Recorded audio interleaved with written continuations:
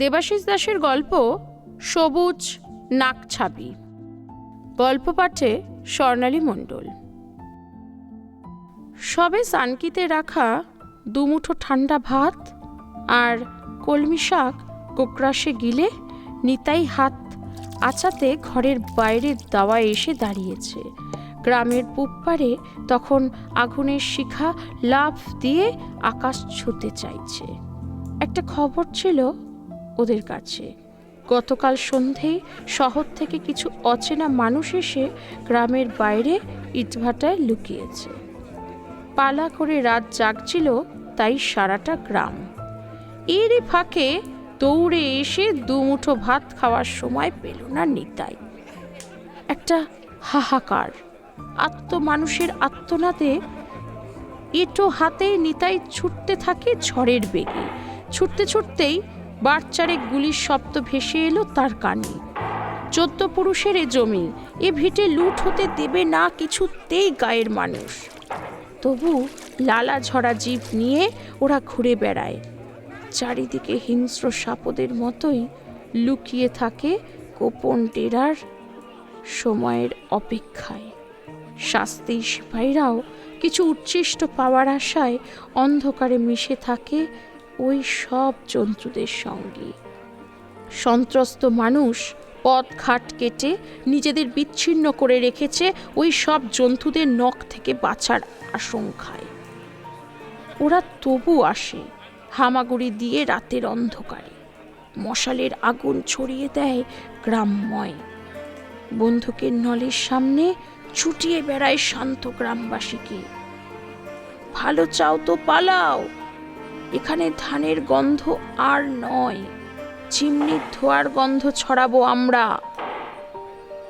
পূব পাড়ার সব ঘরের চালায় আগুন ধরে গেছে। আগুনের হলকা এগিয়ে চলেছে সামনে, পিছনে, ডানে, বাঁয়ে।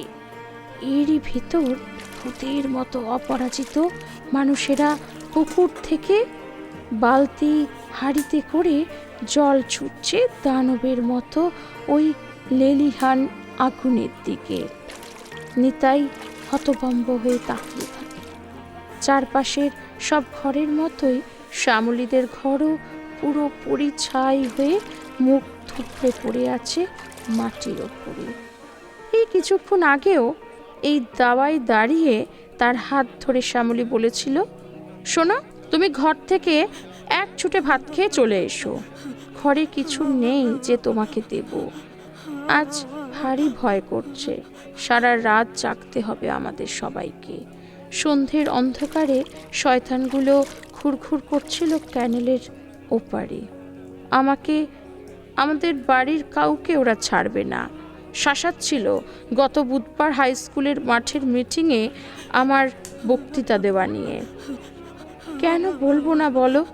এই জমি আমাদের যা ভালো বলে মনে হয় আমরা তাই করব। এখন শুনশান করছে এ পোড়া ছাই মাখা দাওয়া। শুধু হাহাকার আর আগুন নেভাবার চেষ্টা চতুর্দিকে। এই জটলার ভেতর কোথায় গেল শ্যামলী? ভিড়ের ভেতর এলোমেলো ছুটতে থাকে নিতাই। বেশ কয়েকবার শ্যামলীর নাম ধরে ডাকে এদিক সেদিক, উত্তর পায় না। মাইতিপাড়ার দিঘির পাড়ে মস্ত বটগাছটার নিচে এসে থমকে দাঁড়ায় সে। গত বছর গাজনের দিনে এই গাছটার তলায় মন দেওয়া নেওয়া হয়েছিল তাদের। ভালো লাগা ছিল বহু দিনের দুজোড়া চোখের চঞ্চলতা, লজ্জা এসব।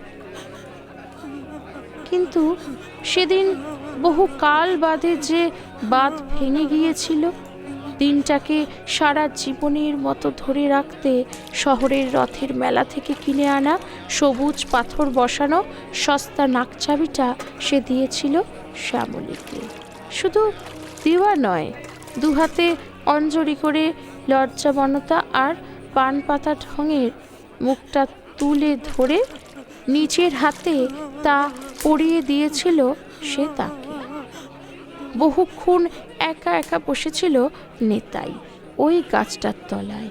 2 ফোঁটা জল চোখের কোলে এসে থমকেছিল এতক্ষণ।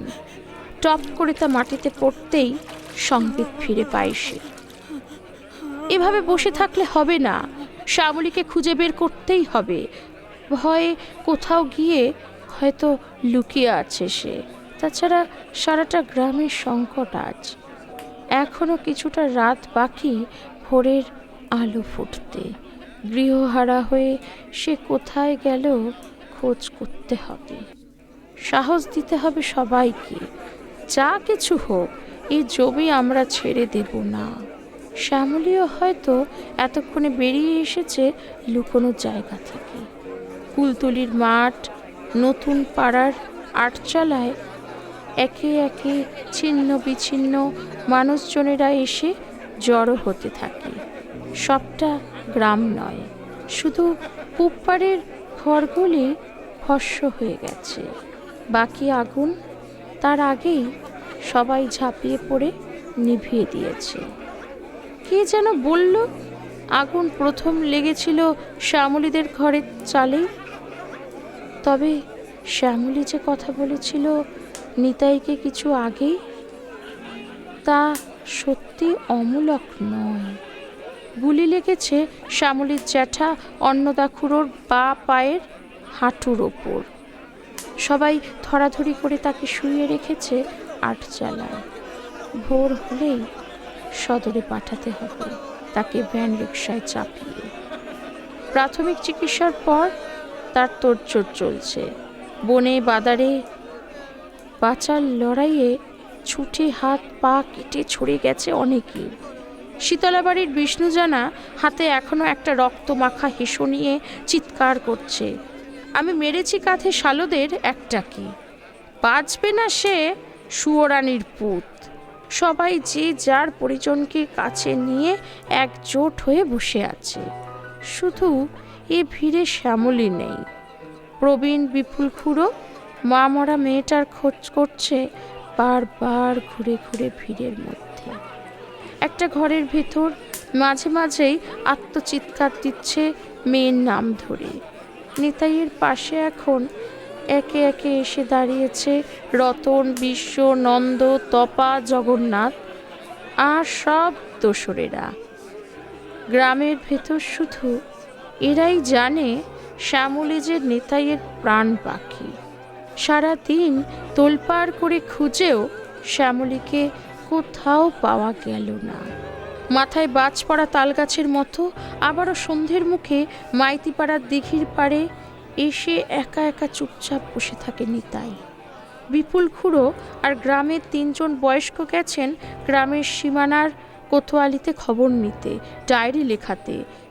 জোয়ান মধ্য কেউ যায়নি সেখানে, কারণ গ্রামের তাজা যুবা গেলেই যে কোনো ছলছুতোয় মিথ্যা মামলায় জড়িয়ে লকআপে পুড়ে দেবে তাদের।